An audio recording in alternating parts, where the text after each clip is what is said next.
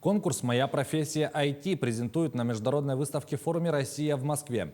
Презентация конкурса состоится 12 ноября. Конкурс был инициирован республикой в 2016 году и с тех пор стал самым масштабным профориентационным проектом для школьников и студентов в IT-сфере региона. Отмечается, что конкурс получил поддержку со стороны председателя правительства страны Михаила Мишустина и в этом году перешел на федеральный уровень. В этом году он впервые проходит в 9 субъектах России и планирует охватить более 25 тысяч участников со всей страны. На презентации будет показан смысл этого конкурса, да, то, что это не только профориентационная деятельность, но и вообще образовательная и мотивирующая для детей, которые стремятся и хотят получить в будущем профессию в сфере информационных технологий.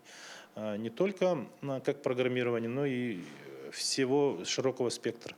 Это как и дизайнеры, так и системное администрирование, анимация и так далее. В Музее музыки и фольклора